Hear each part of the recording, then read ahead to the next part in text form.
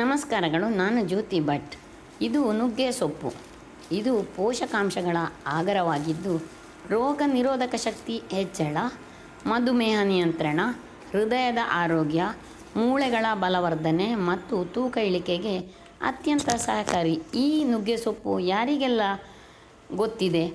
ಇದನ್ನು ಆಹಾರದಲ್ಲಿ ಸೇರಿಸಿಕೊಂಡಷ್ಟು ಬಹಳ ಒಳ್ಳೆಯದು. ಇದರಲ್ಲಿ ವಿಟಮಿನ್ ಎ, ಸಿ ಮತ್ತು ಕ್ಯಾಲ್ಸಿಯಂ ಮತ್ತು ಪ್ರೋಟೀನ್ ಹೇರಳವಾಗಿದ್ದುಕೊಂಡು ಇದು ಪಲ್ಯ, ಸಾರು ಅಥವಾ ಪುಡಿಯ ರೂಪದಲ್ಲಿ ಪ್ರತಿದಿನ ಮಿತವಾಗಿ ಸೇವಿಸುವುದರಿಂದ ನಮಗೆ ಬಹಳ ಆರೋಗ್ಯಕ್ಕೆ ಅನುಕೂಲವಿದೆ. ಹಾಗೆ ನುಗ್ಗೆ ಸೊಪ್ಪನ್ನು ಉಪಯೋಗ ಮಾಡಿ ಮಾಡುವಂತಹ ಅಡುಗೆಗಳ ಕೆಲವು ನಾನು ಆಲ್ರೆಡಿ ನನ್ನ ಚಾನಲಲ್ಲಿ ಹಾಕಿದ್ದೇನೆ. ಈಗ ಇವತ್ತು ಇದನ್ನು ಉಪಯೋಗ ಮಾಡಿ ಮಾಡುವ ಒಂದು ಅಡುಗೆಯನ್ನು ನೋಡೋಣ. ಅದಕ್ಕಾಗಿ ಈ ಥರ ಸೊಪ್ಪನ್ನು ಬಿಡಿಸಿ ಇಟ್ಟುಕೊಂಡೆ. ಈಗ ನಾನು ಇದಕ್ಕಾಗಿ 1.5 ಕಪ್ ಆಗುವಷ್ಟು ಬಾಂಬೆ ರವೆ ಇದನ್ನು ತೆಗೆದುಕೊಳ್ತಾ ಇದ್ದೇನೆ. ಈಗ ಮೊದಲಾಗಿ 1 ಕಪ್ ನೀರನ್ನು ಹಾಕಿ ಅದನ್ನು ಸ್ವಲ್ಪ ನೀರಲ್ಲಿ ನೆನೆಯಲು ಬಿಡಿ. ಈ ನೆನೆಯಲು ಹಾಕಿದ ನಂತರ ಅದನ್ನು ಮುಚ್ಚಿ ತೆಗೆದಿಡಿ. ಈ ಸೈಡಿನಲ್ಲಿ ಒಂದು ಈರುಳ್ಳಿ ದೊಡ್ಡದು ಅದನ್ನು ಸಿಪ್ಪೆ ತೆಗೆದು ಈ ಥರ ಸಣ್ಣದಾಗಿ ಹೆಚ್ಚಿಕೊಳ್ಳಿ. ಇದು ಆದಷ್ಟು ಚೂರು ಆದಷ್ಟು ಒಳ್ಳೆಯದು. ಈರುಳ್ಳಿ ಈ ಅಡುಗೆಯ ರುಚಿ ಹೆಚ್ಚಿಸುತ್ತದೆ. ನೋಡಿ, 1.5 ಕಪ್ ಅಂದಾಜಿ ಈರುಳ್ಳಿಯ ಹೋಳಾಯಿತು. ಈಗ 2 ಕಾಯಿ ಮೆಣಸು ಅವರವರ ಖಾರಕ್ಕೆ ತಕ್ಕಂತೆ, 1 ಇಂಚಿನಷ್ಟು ಶುಂಠಿ ತುರಿದದ್ದು. ಇಷ್ಟೆಲ್ಲ ರೆಡಿ ಮಾಡಿ ಇಟ್ಟುಕೊಂಡಾಗ ಇದು ರವೆ ನೆನೆದಿದೆ. ಈಗ ಕತ್ತರಿಸಿದ ಈ ಎಲ್ಲ ಪದಾರ್ಥಗಳನ್ನು ಇದಕ್ಕೆ ಹಾಕಿಕೊಳ್ಳೋಣ. ಇದಕ್ಕೆ ಇನ್ನೊಂದು ಮುಖ್ಯ ಪದಾರ್ಥ ರುಚಿಯನ್ನು ಹೆಚ್ಚಿಸಲು ಅರ್ಧ ಗಡಿ ಫ್ರೆಶ್ ತೆಂಗಿನ ತುರಿಯನ್ನು ಇದಕ್ಕೆ ಸೇರಿಸಿಕೊಳ್ಳೋಣ. ಈ ಬ್ರೇಕ್ಫಾಸ್ಟ್ ರೆಸಿಪಿಗೆ ಈ ತೆಂಗಿನ ತುರಿ, ಈರುಳ್ಳಿ ಬಹಳ ರುಚಿ ಕೊಡುತ್ತದೆ. ಈಗ ಸ್ವಚ್ಛ ಮಾಡಿಟ್ಟುಕೊಂಡಂತಹ ನುಗ್ಗೆ ಸೊಪ್ಪುಗಳು ಸಾಧಾರಣ 1.5 ಕಪ್ ಆಗಬಹುದು, ಹೆಚ್ಚು ಕಡಿಮೆ ಮಾಡಿಕೊಳ್ಳಬಹುದು ಅವರವರ ರುಚಿಗೆ ತಕ್ಕಷ್ಟು. ಇದನ್ನು ಸಹ ಹಾಕಿಕೊಳ್ಳೋಣ. ಹಾಕಿಕೊಂಡು ಈಗ ಸ್ವಲ್ಪ ಉಪ್ಪು, ನಂತರ ಚೂರು 1 ಚಮಚ ಆಗುವಷ್ಟು ಸಕ್ಕರೆ, ಅದೊಂದು ರುಚಿ ಹೆಚ್ಚಿಸಲು ಹಾಕಿ ಕೈಯಿಂದ ಚೆನ್ನಾಗಿ ಒಂದು ಮಿಕ್ಸ್ ಕೊಟ್ಟುಕೊಳ್ಳಿ. ಈಗ ಗಟ್ಟಿದೆ ಅನಿಸಿದರೆ ಇನ್ನೂ ಸ್ವಲ್ಪ ನೀರನ್ನು ಸೇರಿಸಿಕೊಳ್ಳಬಹುದು. ಸ್ವಲ್ಪ ಗಟ್ಟಿ ಇರಬೇಕು, ತುಂಬ ನೀರಾಗಬಾರದು, ಗಟ್ಟಿ ಇರಬಾರದು.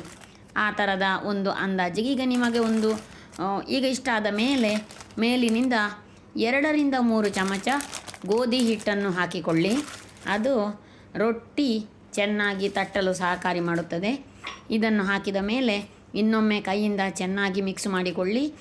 ನೀರು ಬೇಕಿದ್ದರೆ ಸ್ವಲ್ಪವೇ ಚಿಮ್ಮಿಸಿಕೊಂಡು ಈ ಹಿಟ್ಟನ್ನು ತಯಾರು ಮಾಡಿಕೊಳ್ಳಿ.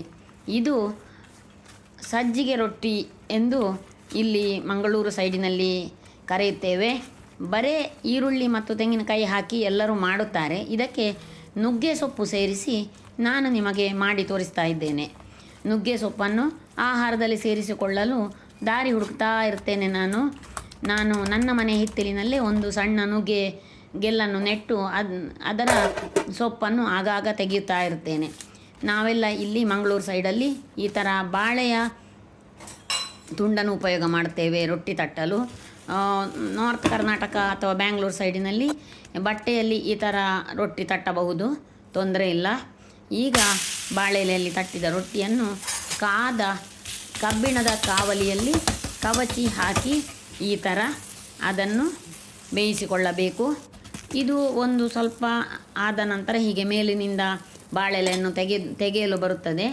ನಂತರ ಮೇಲಿನಿಂದ 1 ಚಮಚ ಎಣ್ಣೆ ಹಾಕಿ ಜಾಗರೂಕತೆಯಾಗಿ ಮೊಗಚಿ ಹಾಕಿ ಮೇಲಿನಿಂದ ಕೆಳಗಿನಿಂದ 2 ಸೈಡಿಂದ ಸ್ವಲ್ಪ ಎಣ್ಣೆ ಹಾಕಿ ಪರಿಮಳ ಒಳ್ಳೆದಿರುತ್ತದೆ. ಜಾಗರೂಕವಾಗಿ ಮಗಚಿ ಕವುಚಿ ಹಾಕಿ 2-3 ಸರ್ತಿ ಹಾಕಿ ಚೆನ್ನಾಗಿ ಬೇಯಿಸಿಕೊಳ್ಳಿ. ಇದು ಸ್ವಲ್ಪ ಈ ಥರ ಆಗಿದೆ. ಈಗ ಇದು ರೊಟ್ಟಿ ತಯಾರಾಯಿತು. ಹೀಗೆಯೇ ಎಲ್ಲ ಹಿಟ್ಟನ್ನು ಬಾಳೆ ಎಲೆಯಲ್ಲಿ ರೊಟ್ಟಿ ತಟ್ಟಿ ಈ ಥರ ಬೇಯಿಸಿ ರೆಡಿ ಮಾಡಿಕೊಂಡರೆ ನಮ್ಮ ನುಗ್ಗೆ ಸೊಪ್ಪಿನ ಸಜ್ಜಿಗೆ ರೊಟ್ಟಿ ರೆಡಿ ಆಗ್ತಾ ಇದೆ. ನೋಡಿ, ಒಮ್ಮೆ ಉಪಯೋಗಿಸಿದ ಬಾಳೆ ಎಲೆಯನ್ನು ಬಿಸಾಡಬೇಕಾಗಿಲ್ಲ. ಈ ಥರ ಆದದ್ದರಲ್ಲೇ ಪುನಃ ಇನ್ನೊಂದು ರೊಟ್ಟಿ ತಟ್ಟಬಹುದು. ಹಾಗೆ 2-3 ಜನ ಇದ್ದರೆ ಒಂದು 4 ತುಂಡು ಬಾಳೆಲೆ ಇದ್ದರೆ ಅದರಲ್ಲಿ ರೊಟ್ಟಿಗಳನ್ನು ಮಾಡಬಹುದು. 3ರಿಂದ ಒಂದೊಂದು ಬಾಳೆಲೆಯನ್ನು 2 ಸಲ 3 ಸಲ ಉಪಯೋಗ ಮಾಡಲು ಬರುತ್ತದೆ.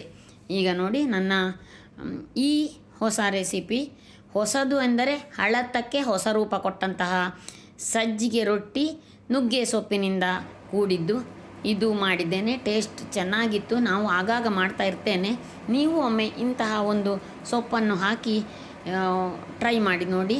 ಆರೋಗ್ಯಕ್ಕೆ ಒಳ್ಳೆಯದು, ಬಾಯಿಗೆ ರುಚಿ. ಹೇಗಿತ್ತು ಅಭಿಪ್ರಾಯ ತಿಳಿಸಿ. ನೋಡಿದ್ದಕ್ಕಾಗಿ ಧನ್ಯವಾದಗಳು.